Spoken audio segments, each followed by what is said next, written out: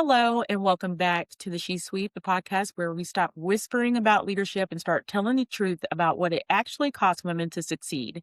Today's conversation is for every woman navigating corporate America while managing expectations, politics, power, and identity, often all at the same time. Today's guest is a senior VP of talent at Amplify Credit Union, longtime HR executive and educator, former SHRM leader at the local and state level, DE&I advocate, introvert, speaker, and community leader. Angela Shaw is the kind of leader who asks the questions most people avoid and then stays in the room long enough to deal with the answers, and this is why we are connected. Angela, welcome to the She Suite. And before we get into the conversation and all the bold stuff that we're going to talk about today, tell our listeners who you are and how your journey in corporate America began. Well, thank you for having me. That's the first thing I want to say. Also, I'm a Absolutely. big fan of yours, so it is such a pleasure to be, on your podcast. So I think I'm a leader. And for a long time it was self-imposed, but I feel like I've gotten to that point for real in real life now. And my main goal is to help everyone else know that they're leaders too. So that's to impact, to inspire, whatever's needed for people to know that they're a leader too, and especially women. And so my journey started actually in state government, and I worked in state government for about 17 years. And then I was laid off, and I wanted to see what it was like to be in the private sector before I got too old, because that's a thing, actually. All Yeah. of your identities can affect you in different ways in the workplace. And so I got a job in the private sector, and it was actually my first job as an HR manager, and in the private sector. And I just kind of never looked back after that. So I built an HR department from scratch, hiring people, processes in place, all those things. And then I just never looked back from there. And so that's how I got to where I am today. I've always been in Austin. I was very intentional about staying in Austin.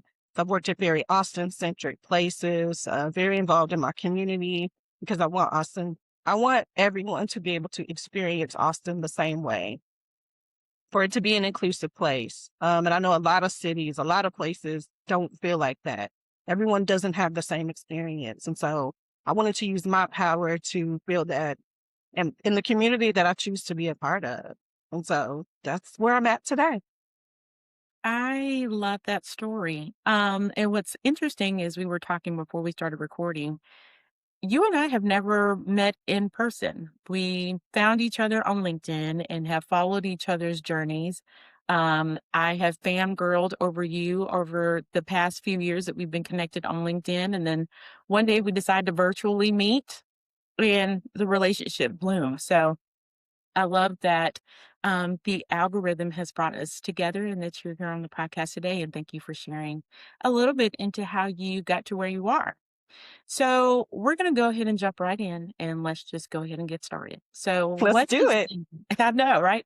What is the unspoken reality of being a woman in corporate America that doesn't show up in anybody's leadership books? So I don't necessarily think that it's an unspoken reality or that people don't know. I think what's missing is the action in the world, like after. So when we talk about women being capable leaders, we talk about equality or equity in the workplace. When we talk about all of these things, in order for it to happen, we need action from everybody. And I Hmm. actually think that's what's missing. I think there are a million leadership books that speak to this. I think that there are a million groups of women who try to work towards this, right? But it's the action piece to actually make it a reality. And that is what's missing. I love that you brought that up because in throughout my journey, I have seen that play out without calling anybody out or naming any companies. Um, Everybody has a workplace that it happened in. yes. So we're just gonna move on because that's gonna get me on a soapbox. Okay. What emotional labor do women carry in corporate America that in spaces that often go unseen or unacknowledged? Yeah, so I think it's the emotional labor of fighting for yourself and Mhm. everyone else. Like women are natural nurturers, even in the family dynamic, it's in the work dynamic. So we take on all emotions of everybody and we want to caretake and for everybody to be okay. Yeah. But what I find is, and also not every person wants to grow their corporate career. Not every Mm. person wants to extend to anybody's definition of success. Some people are glad to go to work, make a living, take care of their family. That's fine. But I think for those of us who want to ascend, it's that emotional labor of I'm really trying to fight for myself and take care of myself and speak up for myself, but also that nurturer in me. And also for those of us who work in HR, we're trying to take care of everybody else too. And that's Mhm. emotional labor. And I think people don't acknowledge that or talk about that enough. I agree. In all of my personality assessments, it always comes out that I'm the fixer. I want to take care of everything, everybody. I carry everybody's emotional baggage. I fix everybody else's problems. I am that go-to person. And I find that in my family as well. I am the one that everybody comes to tell me about their problems with other family members. And my fiance had this moment, this aha moment for me the other night. We're talking and just talking about struggles with weight loss and all the things. And he was like, you work out, you eat really, really good, but your cortisol levels are never going to get lower because your family stresses you out all the time. Family stresses me out, work stresses me out, everything around me stresses me out, and I carry that everywhere I go. So Yeah. you're absolutely right. That emotional labor is baggage. I am the bag lady for sure. So am I. Uh, what did you think your corporate career was going to look like when you were in your earlier years? It's funny because in my earlier career, I wasn't looking to build a corporate career. I was one of Mhm. those people. I was married young. I wanted to have a family. I wanted to work in tandem with my partner for us to have a good family life. And then I got divorced. And Mhm. that changed my whole thought process about everything. And I thought, if I don't get married again, what does my future look like? Right. Mhm. And so it really changed. And then it went into, if I just work hard, I'm going to get what I need. Like everybody's going to see that I work hard. I'll get opportunity. I'll be able to move up. I'll be able to make more money. And then, as I said, my career started in state government. So I'm working towards this defined retirement, getting an annuity every month. Like I'm just going to Mhm. work these 30 years and this is what's going to happen. Right. And then we're so confused sometimes in our earlier, or I shouldn't say confused. Our past change. Mhm. It changes, and mine changed. And so then it went from if I just work hard, I'll get noticed to that is not working for me. And what do I need to do to make it work? What is my actual goal? And what are the things that I can do to work towards reaching this goal and this change and what I feel like is success and being in corporate? You and I have a similar story in that got married young, had kids at 26 and 29, was married, trying to go along that same journey. Divorce happened, and I'm like, okay, it's just me and these kids. So then career became my life and advancing. But I also noticed, and I did not notice this until having a conversation with someone else not too long ago. I worked hard, worked harder than most people, did all the things right, made all the moves, made this one particular company millions of dollars. And I mean millions, like one of their top salespeople year after year, and never got the recognition that other people were getting. And that whole time I realized I was not chasing the corporate ladder. I was chasing validation from a group of people that I was never going to get validation from. And having to have that career pivot at 40 years old was life altering because I was like, wait, they're never going to see the value in me that I bring to this organization. It had gotten to the point where you mentioned this company, you already automatically thought of me. That's how in Mhm. sync and in tandem we were. And I Yeah. realized I don't need them, they need me. And so then I left, had a career pivot at 40, started a new relationship. Now we're about to get married, but it's just like once I stopped chasing that validation, I feel like my career took off. And Yeah. I cut myself loose from that organization. So everything you said is probably going to resonate with a lot of other women about how we chase for this, and when we get to the top, we realize that that feeling that we thought we were going to have is not there. Well, I think also the big lesson is everything doesn't happen in your 20s. Like everybody's story is not the same, Hmm. right? And also we're similar. During my 30s, I was working on my career, but I was Hmm. becoming a subject matter expert. I was getting Hmm. my degree, my certifications, my different experience, right? And trying to move ahead at the same time. But I was still kind of in that if I just work hard, it's going to happen to me. And it actually wasn't until my late 30s, early 40s that I pivoted to this is how I make it happen for me, Hmm. right? And then my goals became centered around instead of just gaining knowledge and being a subject matter expert and working hard, it was centered around building relationships. It was centered around volunteering, community work, building a brand, all of those things that I think, along with your hard work, is what can. And everybody's story is different, but for me, that's what pushed me to the next levels and the levels after that is when I coupled all of that with that hard work. And that happened in my 40s. And so now I'm in Hmm. my early 50s and I feel successful. And it's according to anybody's definition, not just mine or not just for Black women or women. Like I am successful. But it was a lot of hard work and pivoting that went into that. And it doesn't always happen in your 20s. So I think that's a good lesson for people to you still have time. You still have time. I think that is a great message because you're right. In our 20s, that's your learning phase. And then in your 30s, you're just trying to figure it out, but you're also trying to figure out who you are as a woman. For me, my 30s was all about finding out who Sierra was because I was not a wife anymore. I was more than just my kid's mother. In my 20s, I did pageants, so I always had a title or something to attach myself to. And then without all of that, I had to figure out in my 30s who I was, what I wanted, and pretty much what I wanted to be when I grew up, right? So then now I feel like in my 40s, I finally have life figured out. But it does. I think society makes us think that we're going to graduate high school, we're going to immediately go to college and know what we want to do and just fall into that career thereafter, and life is just going to blossom. And life is lifing in every decade of life. So you have Yes. a new challenge or something new that you learn or you evolve. Like there's always something happening. That is true for sure. And also, I feel like there are people that it happens for them in their 20s. There are people who go straight from high school to college and into success, right? But it's not a comparison. Mhm. And just because you don't do it in the same time frame doesn't mean you can't get it. Yeah. I totally feel like that would be my daughter. My daughter is just not, she's her mother, but not really. She's like me times 10. Okay. So she's like very driven, very focused. And I mean, she's just already first semester in college, making things happen, like just doing an amazing job.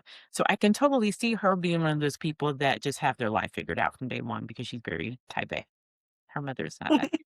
So her mother stumbled and did a lot of things backwards, but here we are today and we're happy. So that's all that matters. For This is a real. good yeah. This is a good pivot into kind of where I want the conversation to go to next. So, how much of career advancement is performance and how much do you think is just perception? I don't know about the perception piece. Well, I guess it's people on the outside looking in, their perception of Mhm. you. I do think it is performance. I think performance always is good and helpful. That's the hard work that we're talking about that you have to put in that can look different ways at different times in your career. A time period for me, hard work was becoming a subject matter expert, right? Learning the actual day to day of what I did and how I did it and making those decisions. Then hard work became building relationships with people, not just within my organization, but outside of it. Then hard work became how do I show up in my community and volunteer in all the ways, whether it's specific to the HR association or just in my city, right? That part has to happen, but it's Mhm. along with everything else that you're doing, right? So how you're viewing yourself, how you're positioning yourself. Um, in relationship building, I'm a giver first. So it's not, some people are takers. They just go out and take, gimme, gimme, gimme. What do you got for me? But as I have built relationships and continue to build them, I'm a giver first because I'm making deposits in the bank, right? Because Absolutely. one day I'm gonna need to take some out, and so I want to have a good amount built up before that happens. And so that is what has really been able to help me is as I've gone along in my career, when it's time to make a withdrawal, I have enough in the account that I can do that and still have some left. So, yeah, I think it's definitely this hard work, but it's all the other things that you do with that. Um, that's important. Yes, because the perception of others is something that baffles me daily. Uh, People will make comments like, "Oh, you're overnight success," or "You Yeah. have all this going on." I'm like, "You don't understand the nights that I have stayed up or maybe not slept at all trying to get from point A to point B." Just because you're seeing it because you just joined LinkedIn yesterday doesn't mean that I have not worked.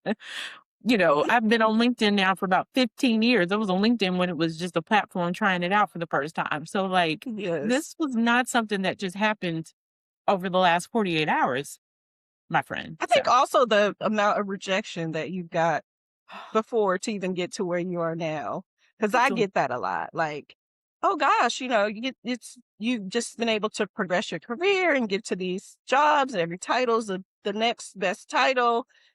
But I'm like, but I received, 10 times as much rejection.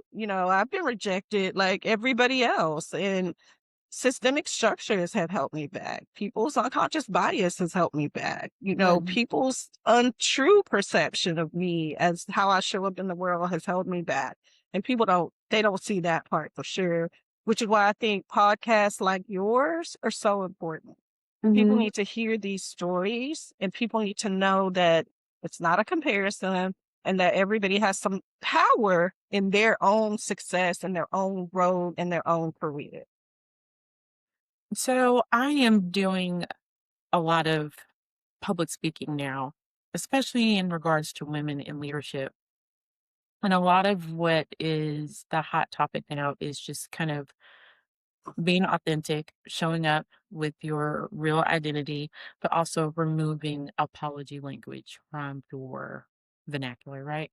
So, what is the price that women pay for being too much and also for not being enough? Yeah, so I think the price is actually decided by the person on the other side of whatever's happening, whether it's your boss or the person you're building a relationship with, the people in your workplace. I think that they have a lot of say so about that price. Again, when we think about that perception, the perception that people have about you, Mhm. um, I think that can be the price. For me personally, I've always wanted to know who I was, decide that, and show up like that. And I'm Mhm. going to be less worried about the price I'm paying and more worried about how I'm being true to who I say I am and how I show up as a person. And I think the other part of that that's important to me is anybody that I have an interaction with, how did they feel on the other side of that interaction? Because that tells me whether or not I'm showing up like who I think I am, Mhm. right? I obviously want to be a person who is grace granting, who is kind, but who is also direct, who also does what she says she's going to do. And I think how the other person feels on the other side of that is telling me if I'm actually showing up as that person. I agree with everything that you just said because I am who I am. And I have a big personality. I understand that. I understand that this personality is not for everybody. Um, but I'm still going to show up as me. You can take it or you Yeah. can leave it. Now, this is something that has taken me years plus menopause to get to, right? Because now with menopause, I don't care about anybody's feelings about me whatsoever. But, in my 20s, especially my early 30s, I struggled with that a lot. I tried to dim my light and make sure that I had a version of me that was for everyone. And so now in my later years, I'm just like, this is who I am. You're either gonna like the personality and you're gonna like all of this or nothing at all. But I think that that is something that also corporate America has molded in me from good and bad experiences, right? So Yeah. I think the woman that I am now is because of the experiences that I have had over the years, some good and some bad.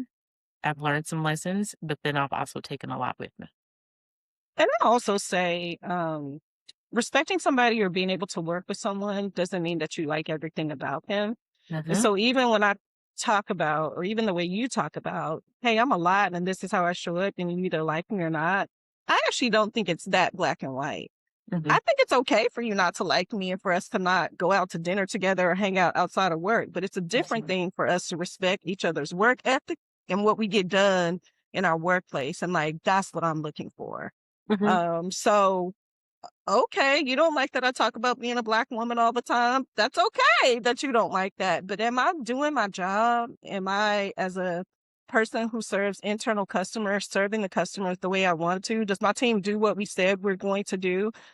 Those are my questions to you. It's not about whether or not you like me or how I show up in the world or if I'm too much in the room. It's, hey, can we show up in our workplaces respectful in the ways that we should? Because there's plenty of people I don't like. you got a list. I do. Plenty. I definitely got a list. But I'm glad that you framed it that way because you're right. It's not that I just don't care at all, right? But I just know how I'm going to move when you're Yeah. in the room, and I may move Yeah. differently when you're not in the room. But, you kind of take it as with a grain of salt, and you're right, there's a lot of people that I've had to work with in my career that there's no way I'm inviting them on my front porch in my house, okay? You can't who was that was talking about leaving people on the front porch, and there's your front porch people and the people that you actually bring into the house. I got a long list of people that can not even step on my front porch. Yes. Um, but I know how to interact with you. I'm always gonna be respectful, and I expect you to return that respect in the same frame. So Yes. I'm glad that you reframed it that way because I'm not that cut and dry. And I it can wasn't be, even continue to it, be, but I'm it not wasn't that. even to correct you. It was just, I think a lot of people are going to look at this and Mhm, you know, I want people to get a real view of what it's like to exist in the world that is different than theirs. absolutely. So you openly identify as an introvert, which I never would have thought that until I read your bio. So how did you learn to lead loudly in a world that rewards extroversion? Yeah, so I think with an introvert, what people think a lot of times is that you don't like people or that you don't Mhm, like crowds or you can't exist that way. But actually, what it means is that's not where you get your power from. So it doesn't mean that you can't exist in that environment. For me, what it means is after that, I need some downtime. So anytime I have a public speaking engagement, like if it's in the morning, I'm not scheduling anything else in the afternoon because I'm gonna need some downtime after that. And so I think because that is the way it works for me as an introvert, I could still go into a room and exist loudly in whatever way that I need to for that time period. mhm. But I think that's what people about me personally are surprised when I say that I'm an introvert because, hey, I was an adjunct instructor. I'd get up in front of a class of 100 people and talk about whatever things are that we need to talk about. Can command a classroom, can command an audience, and do all of that, and be able to, and actually enjoy it. But after that, I'm gonna have some downtime. I had a speaking engagement yesterday and it was 9 o'clock in the morning. Okay. I had not had coffee. I had not had breakfast. That was a lot of extroversion ism. We're gonna make up a word. Um, to do at 9 o'clock in the morning. Okay. So I had to speak on a panel. And then after the panel, everybody that was there wanted to stay and talk even more, which is totally fine. I love that. But I realized after I left and I got in my car, I closed the door and I just sat there and took a deep breath in and a deep breath out. And I was like, I'm going to go, first of all, get something to eat and get some coffee. But I'm going by myself and I'm going to go as soon as this restaurant opens because I know for the first 30 minutes, it'll just be me and the wait staff. And I can just decompress and find recharge my social battery. Because Yeah. even as an extrovert, I need that. I still need Yes. that. So I resonate with you 100% on that. And there's nothing like having to go to a conference. You're with people all day, and then you have the mandatory dinners and after-hour Yes. things. I don't even turn my TV on in hotel rooms anymore because by the time I finally get to my room, take that shower, and I get in bed, I want silence. I don't Yeah. wanna see any interaction of any kind except for maybe scrolling TikTok before I go to sleep. Yeah, that is my yeah, you just have to completely decompress. Yeah. So how can women own their voice without feeling like they have to perform someone else's leadership style? So I think knowing yourself. Mhm, So you talked about finding yourself, right? Figuring out who that was. That is super important. That is the first thing. Like knowing yourself. What are mhm, your values? What do you stand for? What are your lines in the sand that you draw? And I think after you feel comfortable in that, that helps you, right? Because that also tells you how you show up as a leader. And again, it's not in comparison to anyone else. You don't have to follow anybody else's path. It is, this is how I want to show up. And am I mhm, showing up in that way? And so I spoke about, for me, the measurement is how do people feel on the other side of interactions with me? That tells me if I'm showing up as the leader that I think I am, because I'm very sure about how I do want to show up. I know my values. I know what my lines in the sand are. And so sometimes that does require conversations afterwards. Like if you feel like you rubbed somebody the wrong way, you probably did. mhm, And actually, it's going to help the relationship if you follow up afterwards, no matter how hard that is. Or even if that person decides not to tell you the truth about how they clearly felt, you took the extra step to have that conversation. Most often, people will tell you, though. And so, your ability to be able to grant that grace to them, to give them that moment, that circle back. So, that's how I know if I'm showing up as I should or not, however hard that is for me to be able to do that. Also, in this role as an HR leader, uh, I express sentiment very close to being apologetic. Everybody doesn't agree with that. This works mhm, for me. I do it a lot because my position requires that I'm grace granting, and all the leaders that I deal with aren't always as emotionally intelligent as I am, and that's actually a good way to draw them in, right? So even though a situation may not be my fault, I will be like, "I'm so sorry that this happened. We're going to work together to figure this out." And mhm, that really just helps a lot. So being sure of who you are, knowing what you stand for, you don't have to be like any other leader. But mhm. your measurement is that you're always showing up as a leader the way that you have defined. I'm glad you brought that up and you kind of said it before about leaving an interaction with another person and keeping in mind how their interaction on their side with you is.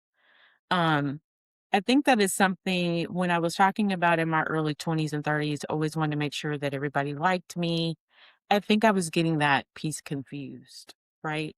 I think that I love people. I feed off of their energy. Like being in a room full of crowded people just makes me thrive until I need to get in the car and decompress. But we talked about that already. But I think in my earlier years, I felt like that interaction with that other person, I always want to make someone feel seen, feel heard, feel valued. And I think I meant in my earlier years, I think that meant that they had to like me in return because Mhm. I showed up to make sure that they were seen, valued, and heard. And then over the years, I realized that that's just not how all people operate, right? That is not their love language. That is not how they reciprocate. So, um, you brought up a very valid point, and I think if there's anybody listening that is in that young to mid 30 range or before, understand that as long as you show up in your truth and your authentic self, you've done your part for that relationship. How they felt when they left is between them and their Jesus, right? It has nothing to do with you. And I used to hold that with me so much and so often to the point where I wouldn't sleep at night if I felt like somebody didn't like me at the end of the day. Um, so I think making sure that you are showing up and being intentional and powerful in your presence, and you've done your part to make sure that that person felt seen and heard, especially in HR, because Yeah. we that's part of our job to make sure that we are that representative of that individual and making sure that we create that culture in our organizations. But you can't hold their interpretation of you with you. Does that make any sense? Yes, it does. And also, I've found in my career as a Black woman that people want to challenge the way that I show up with my boss or whoever, right? Mhm, Because they want to decide that whatever they're feeling, whether mhm, they have unconscious bias or they don't like that I show up as powerful and present or whatever their feelings are, then they want to take it to my boss that I did or said something. Uh, that made them feel a kind of way, right? mhm. And so when you're sure about who you are and how you're showing up, you are also able to um, disregard things like that. So not only be able to stand up for yourself if your boss Absolutely. comes to you and says, so and so said you, blah, blah, blah, but also your ability to be able to just let that roll off and keep it moving. Because, like you said, that's on them. Mhm, I showed up in the way that I should have, and I stand firm that I did. Now, if mhm. I feel like I didn't, I can circle back because I could be Absolutely. like, was I snippy? Was I not having a good day? Did I not give them grace or time? You Mhm, know if you did or not. mhm. to, and I think that piece right there is the hardest. And it's what people do the least amount of time is to have that circle back if they know they need to. I have had to hone and sharpen that tool, especially in a relationship. I realized that I've got a lot on my plate, a lot of things on my mind. And so sometimes with my son or even with my fiance, they'll ask me a question in a moment where I may look like I'm not doing anything, but my mind is just in overload. Yeah. And yet I'll give them a response that's just off the cuff. And I'm like, and I'll have to turn around and say, you know what? I shouldn't have said that like that. Or I didn't choose my words right. Let me Yeah. resend that. Sorry, I was thinking about something else and you just caught me off guard. But Yes. I've had to learn to do that a lot in the last 5 years because and it's still not perfect, but I'm trying, Lord. I'm trying. And I was just gonna say, I don't know if it gets that much easier. But what I can say Right. is after every time I do it, I feel better about the situation. Yeah. And you notice a change in that person's whole demeanor as well. Yes. Um, because I'll say something and you can see their whole body shift. And then I'm like, let me try that again. This is how I meant to say that. And then they're like, "Okay, okay, because I was wondering what I did to you today," you know? But they just have to understand we have a lot going on in our brains at Yeah. all, even if But I'm these just are leadership qualities. We're Mhm, talking about leadership qualities, like the yeah, ability to be able to circle back in a situation that you know you need to. That's a leadership trait. it is, and Mhm. it's something that I learned in HR, right? Because Mhm. in HR, we are always putting the fires out, and sometimes the fire is still burning when the next fire comes rolling in your door. And that fire has nothing to do with the fire that just walked in, so you have to learn to separate fires. So, I had to learn that a lot in HR, like, you have nothing to do with what I'm dealing with over here, so let me give you your attention and your time and show up for you, just like I would for the other 50 fires that I'm trying to throw out at the same time. That is life in HR in a nutshell. It is putting out fires. So what do you think powerful presence looks like when it's quiet, grounded, and intentional? So it is walking into the room anyway. If you're scared or you don't know anyone or whatever, it is doing it anyway. It is being sure of who you are as a person when you walk into the room. Um, I don't think it is necessarily a thing you do or say. And I also don't think it's initially about other people. I think it is really about you, how you feel about you, who you are inside, how you want to show up. And I think if you're good with that, you're going to walk into the room powerful with that intentional presence. I also think that it is relationships built before you walk into that room. It is your friend. It is that you have been consistent in how you showed up. That definitely precedes you in a room. I was talking to somebody the other day. We just had like a virtual coffee. We've Mhm. been around each other in person, been at events together, but we wanted to like go further. Like, hey, let's Mhm. start to do some relationship building. And we were talking about this part. And what I said was, everybody has haters, people who don't like them. But I always say, for every one hater, there are 9 other people who are going to speak positively about me. I know this for a fact because this Mhm. is what I have built, right? This is how I built relationships. This is how I built my brand. This is why I'm a giver in relationships first. So I know that people are talking about me in rooms that I'm not in. So in a room that I'm going to walk into, I know I'm already starting with that. Mhm. But it didn't start when I got ready for that event. It's been years in the making. Yes. That's the powerful, quiet intention. Yes. Yes. I have benefited from that over the years as well. And what always shocks me is it's somebody that you don't even really know Yeah. that speaks the loudest, right? Yeah. Someone that you've met on LinkedIn, or like I would advocate for you to the tops of the earth, even though we've never really met in person, because I've Yeah. seen your story. I know you through virtual connection. And there is just this glow about you that lets me know that you are authentic and everything you say is truly from the center and the core of who you are. Thank And you. so And I when it think consistently showing up as yourself, as people yourself. see this consistency, right? Mhm. I also think that people don't recognize. So y'all, this is a leadership tidbit for you right here. Mhm. You don't recognize how important that consistency is in that brand and that relationship building before you need something. It helps in every part of your life. Every Job searching. I mean, so many people get on LinkedIn for the first time to post that they need a job and they've not done anything on LinkedIn ever. Mhm. There are people who show up on LinkedIn who are takers, right? They post and they want people to interact with them and do all the things for them, but they never comment, like, interact with any other post. And then they don't understand why they're not getting traction, right? Mhm.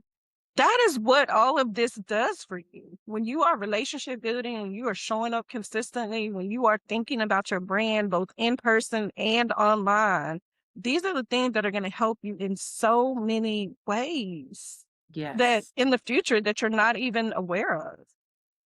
And it's more than just hitting like on the post, people. You actually Right. have to make a comment. Comments, Yes. comments, comments. Because I always remember those that comment on whatever I post. I remember those people, I remember those faces. So when they want to ask me for something, if they need help finding a job or they need me to connect them to somebody that I'm connected with on LinkedIn, that pops up in my brain automatically of, oh, you've never met this person, but they're always in your corner, always supporting you, saying congratulations, or, you know, interacting with you on your LinkedIn post. Heck yeah, I'm about to help this person. It makes it easier to make that connection. So if I'm doing that for someone that I've never met, that's powerful. There's a lot of power in that. It is. So now we're going to jump into the human algorithm part of our conversation, which pretty much is what we've been talking about the whole time. Let's talk a little bit about empathy. So, how has empathy strengthened your leadership without turning into overgiving? So I think it is giving people the care and concern that you would want someone to have for you. Like that's how I define empathy. It's the understanding. Um, so it's not necessarily that you've been through the same thing that someone has been through, but understanding that they have emotions about what it is and using that to temper how you're having a conversation with them or whatever you're doing with them. That's the empathy piece of it. And I think that it's such an important part of leadership because it affects how you show up, just how you show up for and with that other person. And when you are, again, I've said this a lot today. I feel like I've said it a lot, but I feel like when you're sure about who you are, you can give and not lose yourself. When you stand in who you are, you can be empathetic and not lose yourself. And I think it is you knowing that, you thinking about it, you reflecting on it, you going back to it. And that's what helps you not lose yourself when you're being empathetic, but you're giving someone what you want in return. And just seeing them for who they are, recognizing the situation that they're in, and just letting them know that you see them in You that know moment. what? Sometimes that's just letting someone talk. Mhm. You don't have to have a response. You don't have to give advice. you know, it's just letting someone talk and being able to listen to them. That is empathetic. That is advice that I give managers a lot because the managers will say, this person is really having a hard time in their life right now. Like, what do I do? Like, how do I help them? And it's like, it's not that you actually need to do something. You Just can li just listen and acknowledge what they're going through at that time. Mhm. And it is maybe asking them if you feel comfortable, how you can help them, if there's something you can do to help them. And then it's obviously what resources do we have as an organization if there's something specific that can, help them. Mhm. I love that.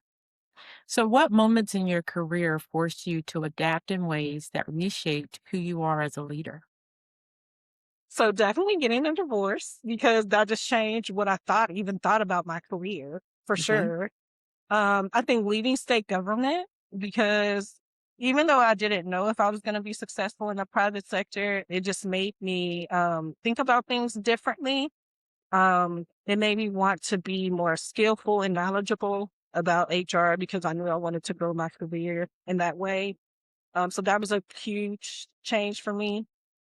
Um, I think the first time not when I necessarily became an HR manager, but I think when I got my first big promotion after that. So like going from an HR manager to a director, I think that was pivotal because it's like, oh my God, I'm, responsible for this entire program for these people on my team. I'm a part of the exec team. Like I need to show up in a certain way. I need to have a certain amount of knowledge.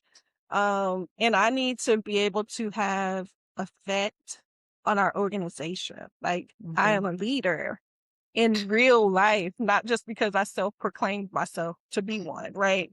So I think that was a pivotal time for me when it came to like how I was defining my leadership. And along the way, it was always who I reported to and how I was able to interact with them and whether or not they were willing to impart like leadership knowledge or help or acumen or whatever. I think every leader I've ever reported to has been pivotal in building me as a leader, whether it was a positive or negative effect. I have had those positive and negative leaders in my journey, but I have learned things from each and every one of them. So, those experiences have shaped, like you said, who I have become as a leader. So, although in the moment with those bad leaders, I was trying to ask the Lord, what was I supposed to be learning and gaining from this experience? But eventually, He showed me that that was the leader I did not want to be, and how not to lead my team like that or make anybody feel that way. So, Yeah. you have to use every moment to learn and grow from it. So, my final question is a question that I ask all of our guests before they leave our podcast. So, what is one truth about women in corporate America that the world isn't ready to hear but absolutely needs to? So I think for the actual women, I think it's actually different, a different message. So I think for the actual women, it is you are worthy, you are capable, the power is in you. If you want it, you can get it. And it's not for someone else to give it to you. Mhm. Right? You actually have a part in getting it for yourself. Something I learned along the way that I didn't know initially, like what I can actually do to make something happen for me. That's my message for the women. And then I think for everybody else, the message is what action are you taking for that equity that we all say we want, that we have a million books about and groups for? What action are you taking to actually make that happen? Every individual person has responsibility and accountability Mhm. for it to actually happen. Like, who are you lifting up? Whose name are you speaking in rooms that you're not in? What are you actively doing to make that happen? And that would be my message for everybody else. That is perfect. I love that. And I think that that's going to help a lot of women in in their journeys. And as you said before, if your journey is not to go all the way to the top and be the CEO, be confident and comfortable in that. But if you are looking to shift your career and make that climb through the ladder, um, that self work is probably the most important piece, but then also that network that is behind you that's going to also help push you up that ladder is the second important piece of that. Well, I would Angie, say that's for sure. absolutely. Well, thank you so much for your honesty, your courage, and your refusal to shrink your leadership to make others comfortable and teaching that lesson to everybody else. The conversation is a reminder that women don't need fixing, systems do. And I am so excited that we were able to have you in the She Suite. Thank you, thank you, thank you. And there is 1,000 questions that I wanted to ask you that we did not get to. So be prepared for another invitation soon to come back so we can have part two of this amazing discussion. Thank you. It was a pleasure. Awesome. And I will see you all the next time in the She Suite. Thank you for watching. 1,